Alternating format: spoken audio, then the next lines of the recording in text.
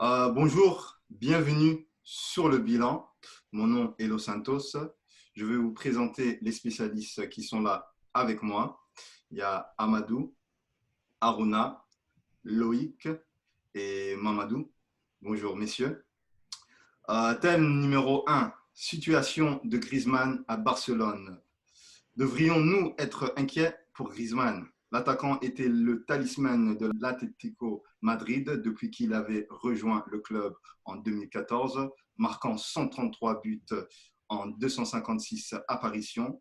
Il a été le meilleur buteur et joueur du tournoi à l'Euro 2016 et a terminé troisième du Ballon d'Or la même année. Pourtant, le Français a complètement déçu, ayant été le meilleur buteur de l'Atlético Madrid au cours de chacune de ses 5 saisons avec le club. Il n'a trouvé le filet que 8 fois en 29 matchs de la Liga cette année.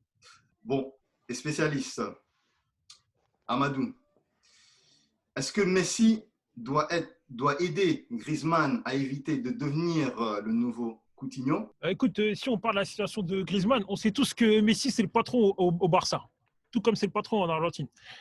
Messi, il fait la pluie et le beau temps au Barça. Donc, ce qui fait que s'il veut qu'un joueur soit intégré, si Messi décide que le joueur, si jamais il veut mettre bien un joueur, il le mettra bien.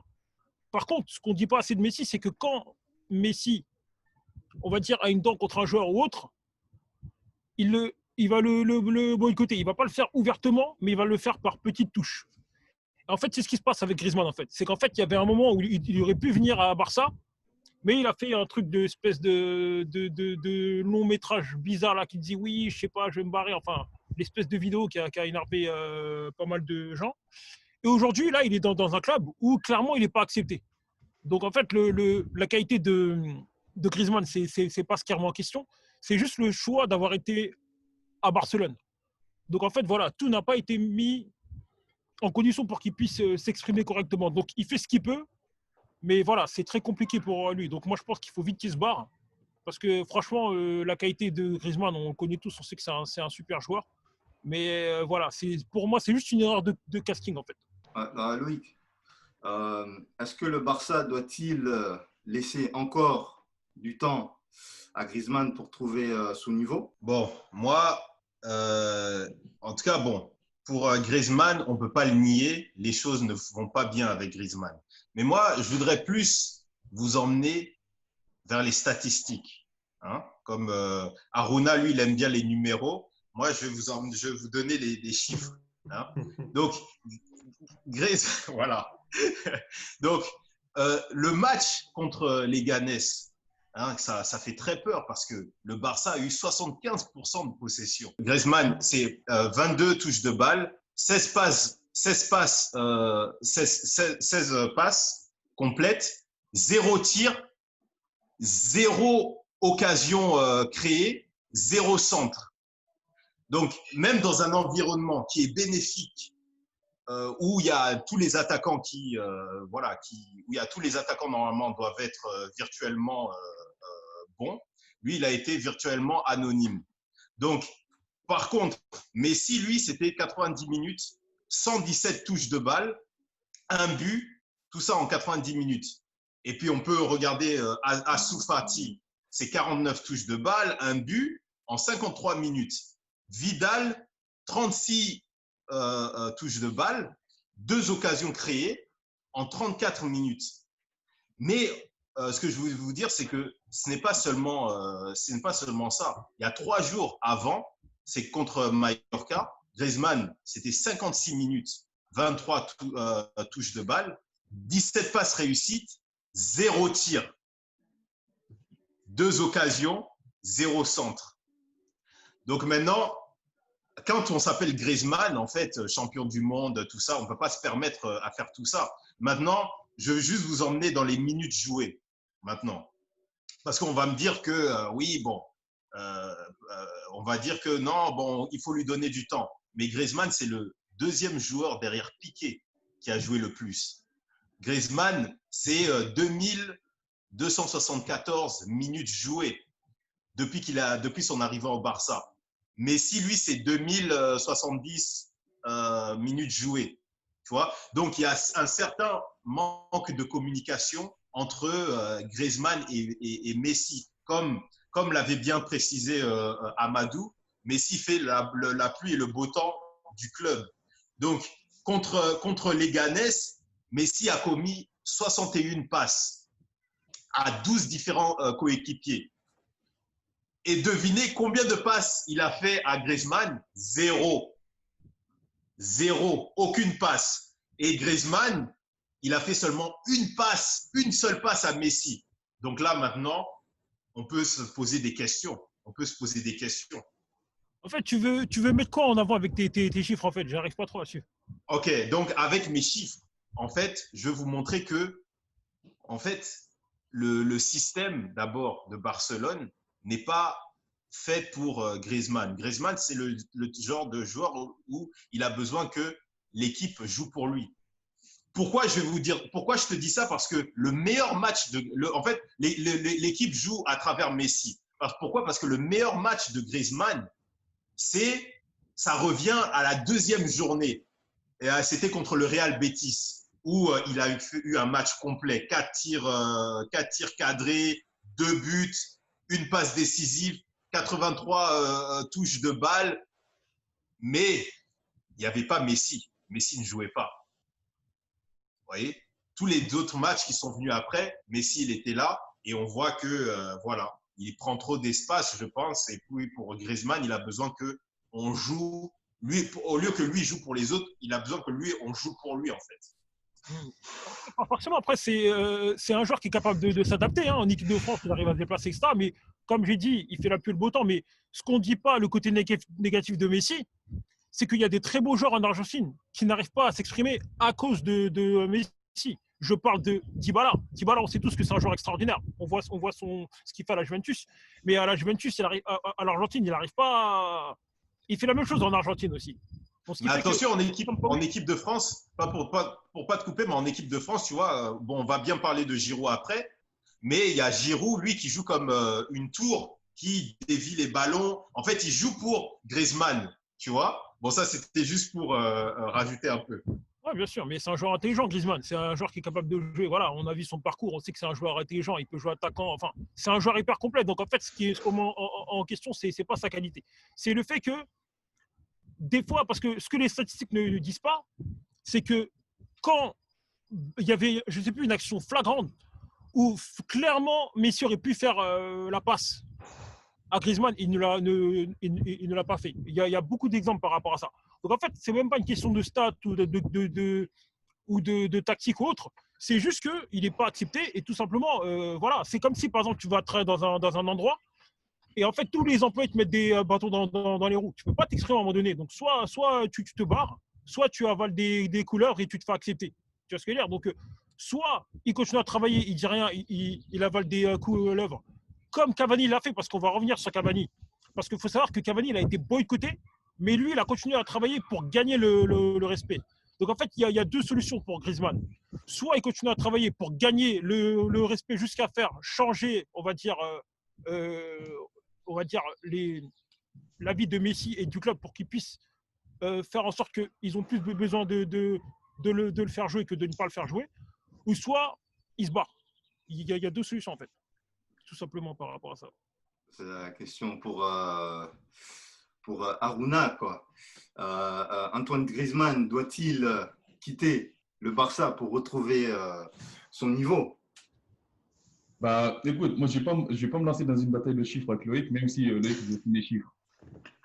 Mais Griezmann, oui, pour répondre clairement à la question, je pense qu'il doit quitter le Barça. Parce que avec toutes les qualités qu'il peut avoir et les défauts qui sont là aussi, je pense que l'environnement ne lui est pas favorable. Et par rapport à ce que tu dis, Amadou, malgré tout, je pense qu'il peut continuer à travailler, il peut continuer à voiler les couleurs, il peut continuer à prendre les choses sur lui.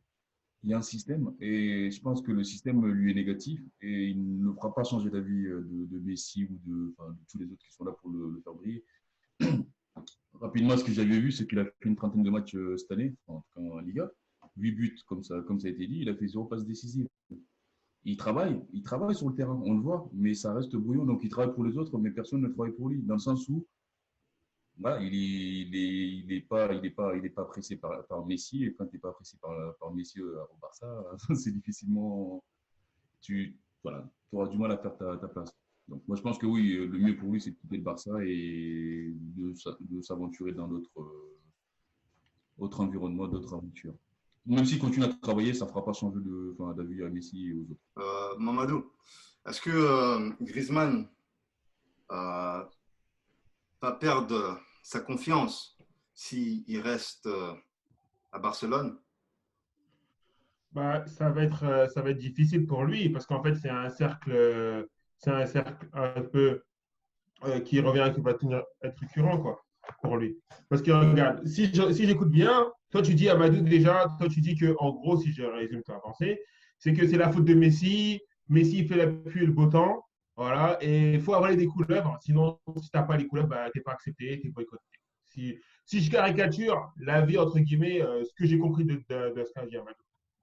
Non, On non, est en fait, d'accord ou pas? c'est un constat que je fais tout simplement. Donc, en fait, c'est que tu as une Oui. situation et après, voilà, tu constates, en fait. C'est-à-dire que, voilà, il D'ac- se passe la Ouais. situation et tu réagis. Et après, la question, c'est pas de Messi qui fait la pluie et le beau temps, c'est comment Griezmann doit réagir Voilà. face à cette situation-là. Je Bah non, ne pas d'accord, Messi. d'accord. Voilà. D'accord, mais c'est bien de blâmer Messi, mais une équipe, ça se joue à 11 personnes, tu vois, ça se joue à 11, c'est pas lui qui est là, premièrement. Et deuxièmement, on parle aussi du meilleur joueur du monde qui est dans le club depuis une quinzaine d'années, tu vois. Il évolue à un trop haut niveau. Donc, tu peux blâmer l'Argentine. L'Argentine, je pense qu'elle n'a rien à voir, c'est un contexte différent. Mais quand on parle du Barça, Griezmann ne joue pas en Argentine, d'après ce que je sache, il joue au Barça. Donc, Ouais, entre c'est vrai. guillemets, je veux recentrer le débat sur ce. Qu'est-ce qu'on lui reproche à Griezmann déjà? Déjà, Griezmann, hein, toi, c'est un côté un peu français, tu vois, un peu franco-français, qui va tenter de le défendre, etc. Mais ce gars-là, il se fait massacrer. Franchement, même en Espagne, il se fait massacrer parce que c'est déjà quand tu es adapté pour une attitude, déjà. Une attitude, déjà avant de venir, tu es là, tu fais des volte-face, un peu tu viens pas. Le mec, il prend un gros salaire déjà, donc il y a une espèce d'exigence. Le mec, il a fait une déclaration où lui-même, il dit qu'il mange à la table de Ronaldo et Messi. Tu vois, c'est quand même une déclaration qu'il a fait lui-même, tu vois. Il faut l'assumer ta déclaration, tu C'est vois. vrai. Quand il est Mais il était parti, troisième au Ballon d'Or, c'est pour ça. il, ça, c'est un autre. Oh, ça, on ne parle pas du débat. Ah, On mais dit c'est que vrai, il a lui, raison, il a raison. il a dit je mange à la table de Ronaldo et Messi. Il a dit je mange à la table. Maintenant que tu peux être deuxième, troisième, etc. Et tout, personne ne mange à la table de Ronaldo et Messi. Tu peux finir premier, personne ne mange à leur table. Si tu manges à la table, d'accord, il faut l'assumer. Il faut assumer parce que tu mets la pression, tu vois. Il y a ton salaire. Le poids de ton transfert, il faut l'assumer, tu vois. Il aurait pu aller à Manchester, il aurait pu aller à Barça, etc. Voilà, tu vois. Quand il est parti d'Atlético, il est parti dans des très mauvaises conditions. Limite il était détesté par les supporters d'Atlético, tu vois. Pourquoi? On va dire que c'est la faute de Messi. Ça, je le pense pas, tu vois. Ensuite, sur le terrain, on voit très bien qu'un mec qui vient d'arriver, qui a faim comme Braithwaite, il court partout, il a une attitude, tu vois. Il a une attitude qui tranche avec celle de Griezmann, tu vois. Après, toi, tu dis qu'à un moment, ouais, il est boycotté, boycotté, boycotté. Je te promets, je peux te faire une compilation énormissime des caviars que Messi lui donne qui rate tout le temps. Tu vois, au bout d'un moment, c'est peut-être pour ça qu'il ne donne pas de ballon, parce que si toi, tu donnes tout le temps des caviars, caviars, caviars, le mec, il foire, au bout d'un moment, il y a un problème. Je pense pas que l'histoire, je pense que ce joueur-là, c'est un bon joueur, etc., qui a été champion du monde, etc. Il a un haut niveau. Il faut vraiment qu'il puisse se remettre en question parce que le haut niveau, c'est ça. Il faut toujours se remettre en question, en permanence. Et je pense qu'il y a c'est ce qu'on lui reproche un petit peu, tu vois. C'est de se reprocher, de se contenter de son statut et de champion du monde. Et puis voilà. Franchement, tu as raison quand il parle de. Voilà, je vois ça. Il a raison. Après, c'est vrai que quand tu fais un transfert comme ça, tu dois gagner ta place. C'est vrai que le travail que Griezmann doit faire, c'est de gagner sa place, surtout après ses déclarations. C'est-à-dire qu'en fait, que là où je te rejoins, c'est qu'en fait, il s'est lui-même rendu la tâche compliquée en faisant ce faux départ à l'Atlético et de revenir. C'est-à-dire que s'il était venu avant, peut-être que ça aurait été plus simple pour lui. Peut-être qu'il aurait été mieux accepté, etc. Mais aujourd'hui, voilà, c'est un peu plus compliqué pour lui. Donc, ouais, donc c'est juste ça que je veux mettre en avant. Et après, voilà, juste le côté sportif qui fait que, voilà, donc aujourd'hui, il doit travailler 2 fois, voire 3 fois plus que si il était venu une année avant sans avoir fait son volte-face et je sais pas quoi là. Je sais plus ce Et qu'il une faisait. dernière précision aussi, Ouais. les joueurs, il faut qu'ils soient complémentaires entre eux. Combien de personnes ont dit que quand Suarez et Neymar, ils sont mis au Barça, ils n'avaient pas pouvoir jouer, ils étaient incompatibles. Ouais, mais après, ce qui est en plus par rapport à ça, c'est que parmi ces trois-là, il y a l'envie de jouer ensemble. Tu vois ce que je veux dire? Donc, ce qui fait que les autres, ils ont accepté que Messi, c'était le boss. Et du coup, il y avait une entente parmi eux. Et en même temps, ce qui fait que ça a eu ses limites parce que Neymar s'est barré après. Tu vois ce que je veux dire? Mais pendant qu'il était là, ils ont fait le taf. Tu vois ce que je veux dire? Ils ont joué ensemble, il y avait cette complicité, etc. Et Neymar s'est barré suite à ça. Et ce qui fait que comme c'était dans l'intérêt du collectif aussi, bah, du coup, ils ont tous tiré dans le même sens. Et ce qui fait que c'est devenu la MSN. Aujourd'hui, ce n'est pas le cas de Griezmann et de Messi. Tu vois, donc ce qui fait que c'est encore plus compliqué parce qu'il n'y a pas de complicité, il n'y a pas d'entente, il y a de l'ego, donc c'est très très très dur par rapport à ça. Et vous pensez qu'il a pris la grosse tête après son statut de champion du monde? Je pense pas. Hein. Je pense pas. Voilà, Bah, c'est les un... déclarations qu'il fait, alors que rappelle Mamadou en disant qu'il se mettait en gros au même niveau qu'un Ronaldo ou un Messi, ça je pense que c'est après la Coupe du Monde.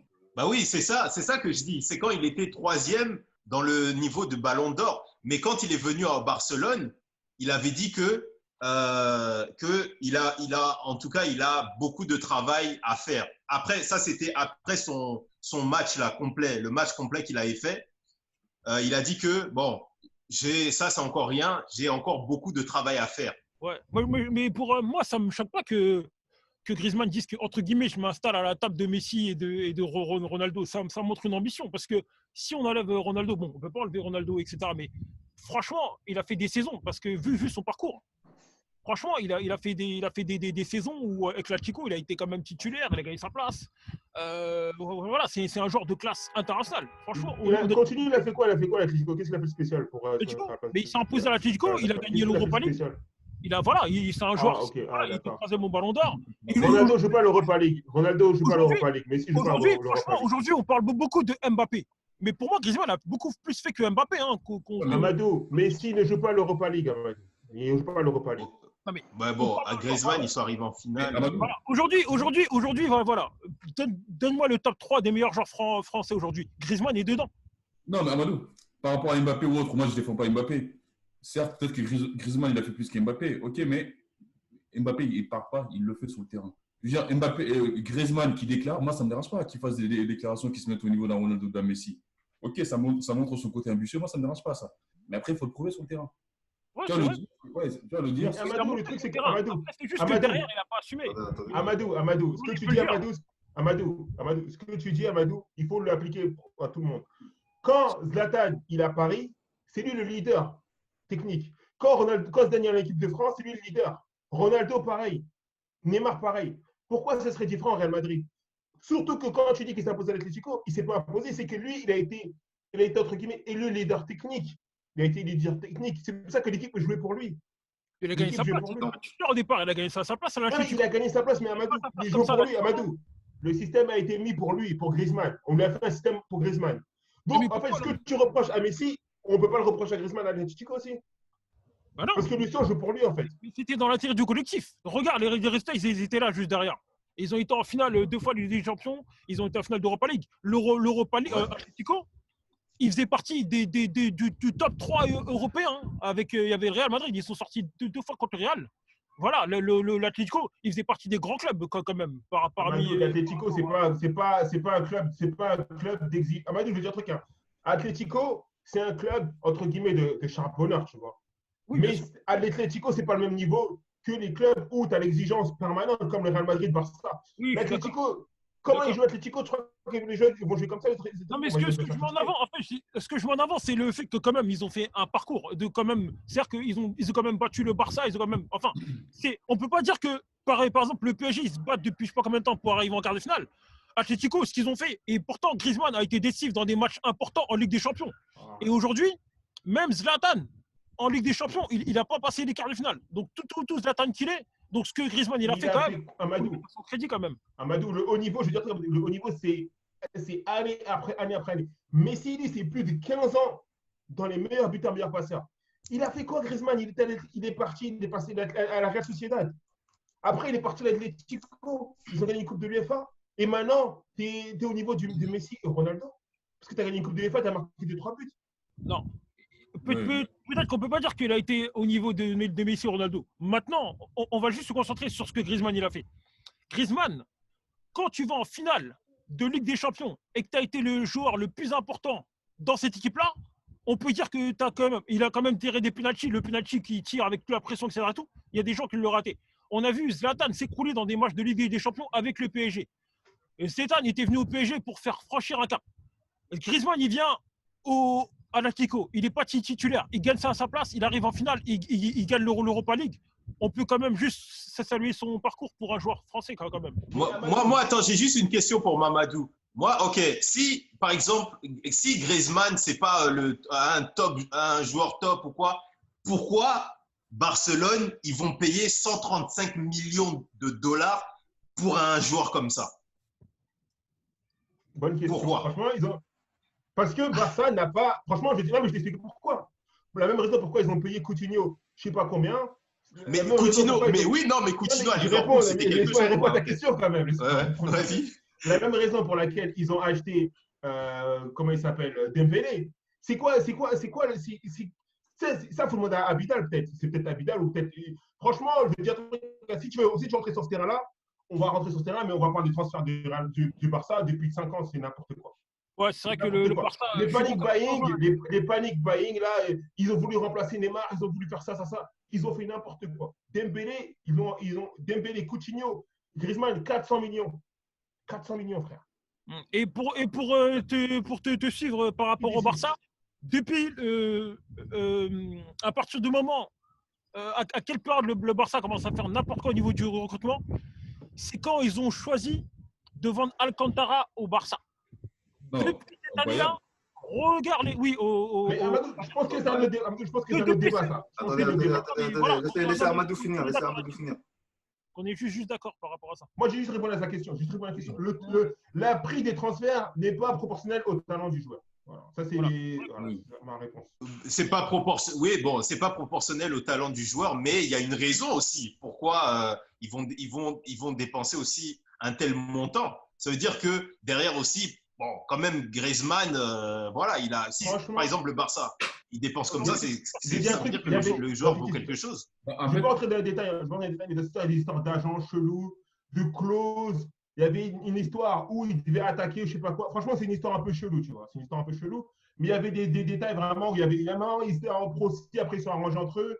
Il y avait Piqué qui travaille avec l'agent de Griezmann. Enfin, franchement, c'est une histoire un peu chelou. Franchement, les transferts du Barça, je pense que ça, c'est une émission qui en elle-même, tu vois. Mais je te dis que le prix du transfert, je te dis, ça il est. Mais Griezmann, c'était un joueur très important. C'est pour ça que Barça, ils l'ont acheté, parce qu'ils ont vu son talent, son niveau. Il est parti en finale à la Ligue des Champions. Il a fait une bonne Coupe du Monde. Alors, je crois que c'est pour ça qu'ils l'ont acheté, quoi, Barcelone. Je crois qu'ils allaient avoir le même Griezmann qu'ils ont eu à Atlético. Moi, personnellement, ce que j'espère, personnellement, moi, si je peux faire signer Griezmann au PSG, je le fais tous les jours. Mais après, juste une question, parce qu'on parle de transfert. Est-ce que Griezmann, est-ce que c'est pas forcément le côté marketing qui a fait que son prix arrive à 130 millions? Je suis pas sûr que ce soit. Enfin, j'ai rien contre Griezmann. J'aime bien le côté, l'esprit qu'il a, enfin, en tout cas, qu'il avait à Atlético de se battre du début jusqu'à la fin du match. Franchement. Mais le marketing, juste le côté marketing fait que tous les ans, qu'ils soient au Real, parce que les présidents sont élus par les socios, pour le cas du Real, ils sont obligés de frapper de faire venir des grands noms. Même si au final, il n'y a pas forcément la comptabilité ou la rentabilité sur le terrain. Franchement, le côté marketing. Ouais. Je suis d'accord avec toi. Je suis tout à fait d'accord. Ok. Voilà, je pense que Griezmann, c'est juste ce côté-là, mais sinon, le talent, non, il l'a pas. Et quand tu prends au Barça, tu perds un Xavi Hernandez, tu perds un Iniesta, et pourtant, c'est pas forcément médiatiquement, c'est pas les mecs qui sont super médiatisés, mais qui avaient quand même un impact et une influence et non négligeable au Barça. Je pense que le fait que ces gens-là sont partis, ça a quand même désorganisé pour moi l'organisation du Barça. Et surtout qu'ils n'ont pas été remplacés, parce que le remplaçant de Xavi, c'était Thiago Alcantara, formé au Barça, etc. Tu vois ce que je veux dire? Donc, le fait de le laisser partir lui, ça a été une grosse erreur. Et derrière, c'était très, très compliqué derrière de Rony. Bah, De Jong. Je veux revenir à un truc aussi. Excuse-moi de te couper Loïc, mais je vais dire un truc. Toi, tu parles de Griezmann Atlético. Je vais dire un truc. Hein. L'Atlético, pour moi, pour répondre à ce point-là, c'est que l'Atlético, pour moi, c'est le travail en grande, grande partie.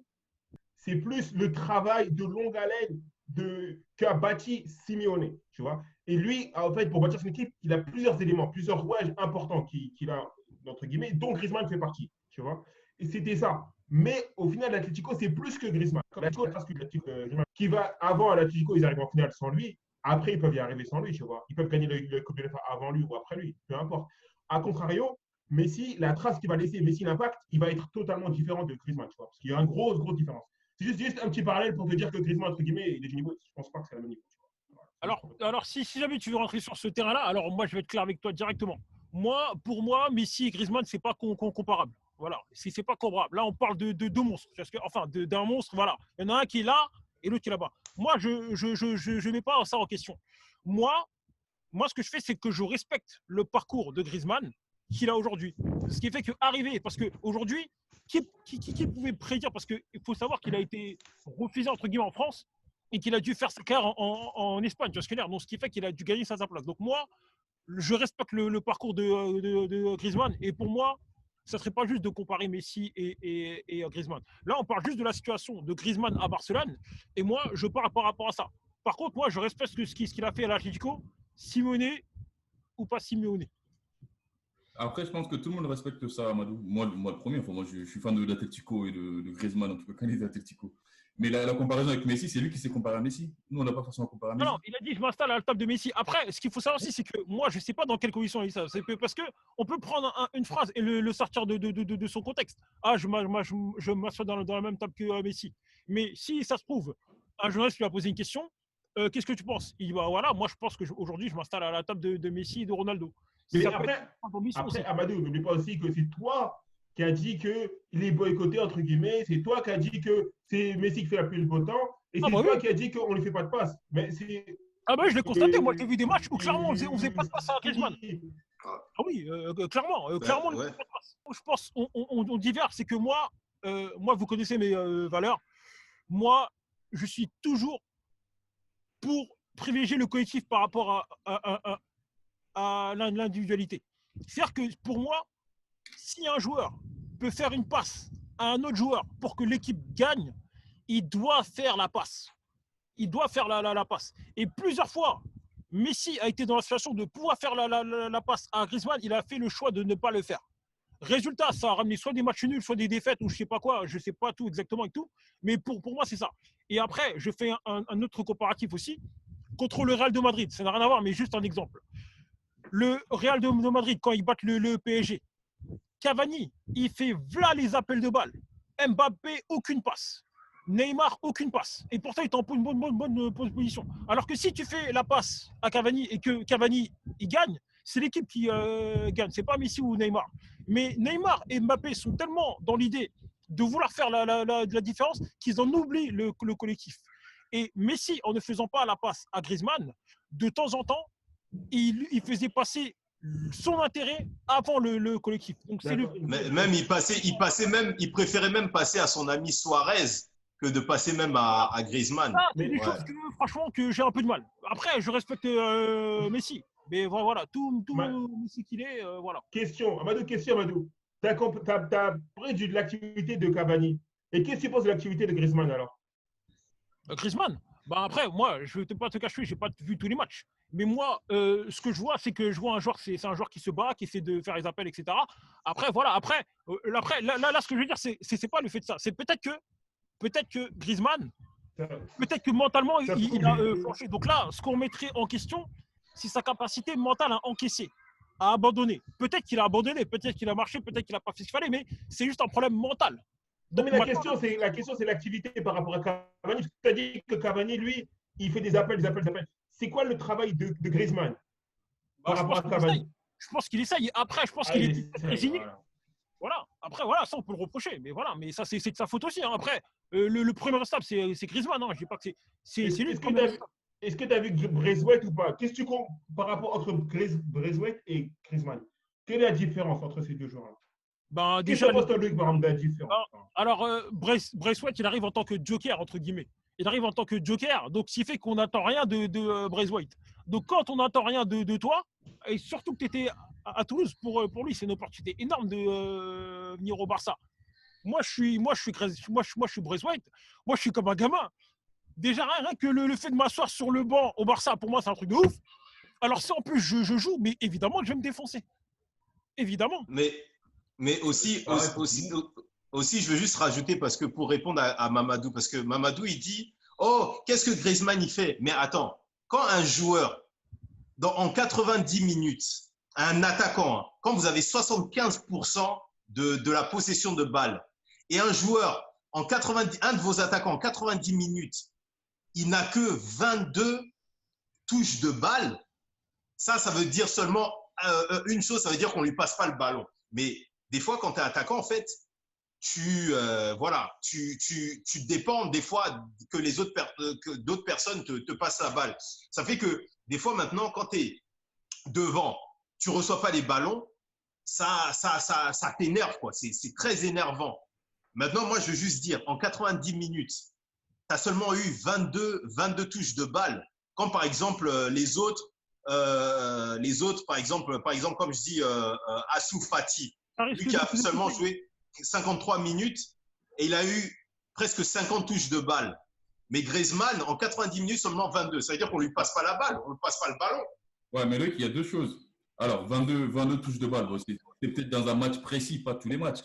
Mais dans ce match précis, effectivement, OK, il a peut-être touché les 22. Mais est-ce qu'il a touché 22 parce que les autres ne voulaient pas lui faire la passe, ou il a touché 22 parce qu'il n'a pas aussi assez participé au jeu? Ouais, mais bon, comme Amadou il a dit, lui, Griezmann, il fait ses appels.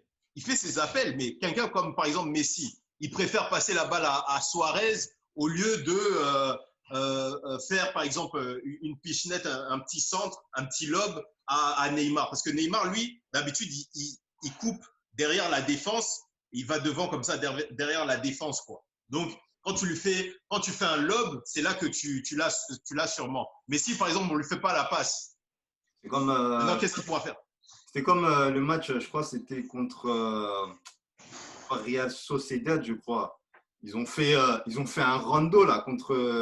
Parce que Griezmann était là, ils pouvaient passer à Griezmann, mais ils l'ont pas passé. Ils ont fait au moins 5 passes entre eux. Griezmann était là, il demandait la balle, mais ils l'ont pas passé. On lui passait pas la balle. On lui passait pas la balle. Donc voilà, ça, moi, je trouve que voilà, c'est aussi, il y a une mauvaise volonté. Ce que je disais juste avant à Loïc et à Aruna, je leur ai dit qu'on va juste 30 secondes revenir sur les bases du football. Parce que moi, je vais vous dire, moi, ce que j'ai appris, parce que j'ai été entraîneur aussi. Hein. Moi, je vais vous dire ce que j'ai appris à mes joueurs. Je leur ai dit que le ballon ira toujours plus vite que le joueur. Ça, c'est la première chose. Et de deux, un match, ça dure 90 minutes. On est d'accord par rapport à ça ou pas? C'est juste pour parler de statistiques. Ouais. Un joueur comme Xavi, sur 90 minutes, on est d'accord que Xavi il touche 150 ballons par match ou 200 ballons par match. On est d'accord ou pas par rapport à ça? Et bien, sur ces 200 ballons, on va dire en moyenne, il touche le ballon. Si on cumule toutes ces touches de balles, on va dire ça fait 3 minutes de touche de balle. Ça veut dire quoi? Ça veut dire que pendant 87 minutes, c'est des déplacements. Tac, tac, tac, tac, tac, tac, tac, ceci, cela et tout. Donc en fait, la question, c'est pas de savoir, oui, le ballon suit. Non, non, c'est le travail qui se fait. Le travail se fait sans ballon. Qu'est-ce que tu fais quand tu n'as pas le ballon? C'est cette question-là qu'il faut se poser. Donc on peut sortir tous les stades qu'on veut, mais voilà. Donc s'il faut éventuellement sortir les kilomètres parcourus, etc., les déplacements que tu fais pendant que le joueur est d'un côté, etc. et tout. Et Thierry Henry le disait dans une interview que je vous invite à voir. Thierry Henry, il fait une interview sur ce qu'il fait quand il a le ballon et quand il n'a pas le ballon. C'est un truc de malade. Donc voilà, c'était juste une petite parenthèse pour revenir un peu sur les phases du football. Moi, je suis complètement d'accord avec ça, Mamadou. Et c'est un peu ce que Mamadou disait tout à l'heure quand on comparait rapidement Griezmann à Cavani par rapport à l'activité sur le terrain. Je crois que c'est un peu ça, en fait, la comparaison. Oui, c'est ça. Et c'est vrai que quand on a l'occasion d'aller au parc, on a eu l'occasion d'y aller avec Cavani, Et Cavani, ok, il était sur le banc, mais quand il rentre, le public, ils oublient Neymar, Mbappé, ça n'existe pas. Tout le monde chante Cavani. Bah, Cavani, voilà, c'est le chouchou du public. Pourquoi? Ok, certes, il marque, il rate des buts, mais son activité son activité sur le terrain fait que tu peux pas ne pas apprécier en tout cas l'activité de Cavani sur le terrain. Et au final, tu es indulgent avec lui parce qu'il est tellement actif sur le terrain qu'à un moment donné, en phase, on va dire, en phase finale, face au but, mais il n'est pas lucide. Il rate des actions que même moi, je facilement Durand, mais j'aurais pu marquer à sa place. Mais il a plus la lucidité à cause de l'activité qu'il a sur le terrain, bah, quand il n'a pas le ballon, justement. Bon, c'est la fin de l'émission. Ouais. Merci aux spécialistes et à la prochaine émission, quoi.